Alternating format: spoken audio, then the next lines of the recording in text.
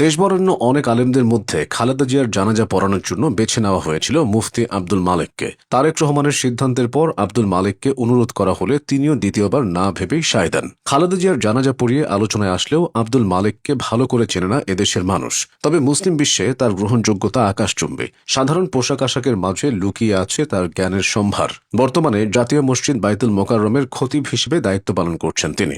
এমনি তিনি এই দায়িত্ব অর্জন করেননি। ইসলামী আইন বিশেষজ্ঞ হিসেবে বিশেষ করে হাদিস শাস্ত্র সহ বিভিন্ন বিষয়ে গবেষণামূলক কর্মকাণ্ডের জন্য তিনি পুরো মুসলিম বিশ্বে সুপরিচিত। তার রচিত বই আল মাদখাল ইলা উলুমিল হাদিস শরীফ বিশ্বে বিভিন্ন দেশে হাদিস শাস্ত্রের পাঠ্য বই। মুসলিম বিশ্বে প্রখ্যাত আলেম আব্দুর রশিদ নোমানী, তাকি ওসমানী এবং সৌদি আরবের আব্দুল ফাত্তাহ আবু গুদ্দার সাথে হাদিস শাস্ত্র নিয়ে বিস্তর গবেষণামূলক কাজ করেছেন তিনি। সুনামধন্য মাদ্রাসা মারকাজুদ দাওয়া আল ইসলামিয়ার সহ প্রতিষ্ঠাতা আব্দুল মালেক বর্তমানে প্রতিষ্ঠানটির শিক্ষা সচিব ও উচ্চতর হাদিস বিভাগের প্রধানও তিনি। বাংলাদেশ কওমি মাদ্রাসা শিক্ষা কমিশনের সদস্য তিনি। এছাড়াও ভারতের ইসলামী ফিকহ একাডেমির সদস্য তিনি। হাদিস শাস্ত্রের উপর তার অন্তত 10টি গবেষণামূলক বই রয়েছে।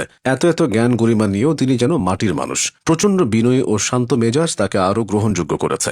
সাধারণ স্যান্ডেল পরে মাথা নিচু করে হাঁটাই তার সরলতার প্রমাণ দেয়। মুফতি আব্দুল মালেক 1969 সালের 29 আগস্ট কুমিল্লা জেলার লাকসাম উপজেলার সারাসপুরে জন্মগ্রহণ করেন। 5 ভাই বোনের মধ্যে তিনি দ্বিতীয়। তার বাবা শামসুল হক একজন আলেম ছিলেন। পরিবারে কুরআন ও প্রাথমিক শিক্ষা অর্জনের পর তিনি চাঁদপুরের খিরিহারা কওমি মাদ্রাসায় মিশকাত জামাত পর্যন্ত পড়াশোনা করেন। 1988 সালে তিনি পাকিস্তানের জামিয়া উলুমুল ইসলামিয়ায় দাওরায়ে হাদিস সমাপ্ত করেন। এরপর তিনি এই মাদ্রাসার উচ্চতর হাদিস বিভাগে ভর্তি হয়ে 3 বছর আব্দুর রশিদ নোমানীর তত্ত্বাবধানে হাদিস অধ্যয়ন করেন। 1992 সালে তিনি দারুল উলুম করাচিতে ভর্তি হয়ে 2 বছর তাকি উসমানীর তত্ত্বাবধানে উচ্চতর ফিকহ ও ফতোয়া অধ্যয়ন করেন। 1995 সালে তিনি সৌদি আরবে গিয়ে আব্দুল ফাত্তাহ আবু গুদ্দার তত্ত্বাবধানে 1997 সাল পর্যন্ত প্রায় 2.5 বছর হাদিস শাস্ত্র সহ অন্যান্য গবেষণামূলক কাজের গবেষণা সহযোগী হিসেবে কাজ করেন। 1996 সালে তিনি সহ আরও কয়েকজন আলেম ঢাকায় উচ্চতর ইসলামী শিক্ষা ও গবেষণা প্রতিষ্ঠান মারকাজুদ দাওয়া আল ইসলামিয়া প্রতিষ্ঠা করেন। কওমি মাদ্রাসার সরকারি স্বীকৃতি প্রদানের লক্ষ্যে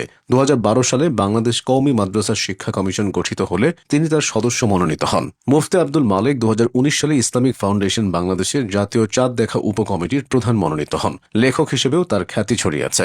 আরবি ও বাংলায় তার রচিত গ্রন্থের মধ্যে উল্লেখযোগ্য হল আল মাদখাল ইলা উলুমিল হাদিস শরীফ, উম্মার ঐক্য পথ ও পন্থা, আল ওয়াজিজ ফি শাইয়্যি মিন মুস্তালাহিল হাদিস শরীফ এবং মুহদারাত ফি উলুমুল হাদিস। মাওলানা আব্দুল মালেক শুধু বাংলাদেশি বরেণ্য নন, তার পরিচয় ও খ্যাতি ছড়িয়ে পড়েছে পুরো মুসলিম বিশ্বেই। ভারত, পাকিস্তান ও আরবের অনেক প্রখ্যাত আলেম তার যোগ্যতার স্বীকৃতি দিয়েছেন, তার প্রশংসা করেছেন। সিরিয়ার প্রখ্যাত মুহাদ্দিস শায়খ আওয়ামা মাওলানা আব্দুল মালেককে মুহাক্কিক আলেম হিসেবে উল্লেখ করেছেন। সিরিয়ার আরেকজন প্রখ্যাত মুহাদ্দিস শায়খ আব্দুল ফাত্তাহ আবু গুদ্দা তার প্রশংসা করেছিলেন। ভারতের প্রখ্যাত আলেম মাওলানা সাইদ আহমদ পালনপুরি তার কিতাব আল মাদখাল সম্পর্কে মূল্যায়ন করতে গিয়ে বলেছিলেন, আল্লাহর বিশেষ তৌফিকপ্রাপ্ত ও ইলম ব্যস্ত এই উস্তাদ ও শায়খের কিতাব আমাকে বিমোহিত ও বিস্মিত করেছে। বাংলাদেশের শীর্ষস্থানীয় আলেমদের মধ্যে জামিয়া হাটহাজারীর প্রয়াত মহাপরিচালক শাহ আহমদ শফি ও জামিয়া মাদানিয়া বারিধারার প্রয়াত মুহতামিম নূর হোসেন কাসিমিও তাকে বাংলাদেশের গৌরব ও সৌভাগ্য হিসেবে উল্লেখ করেছিলেন।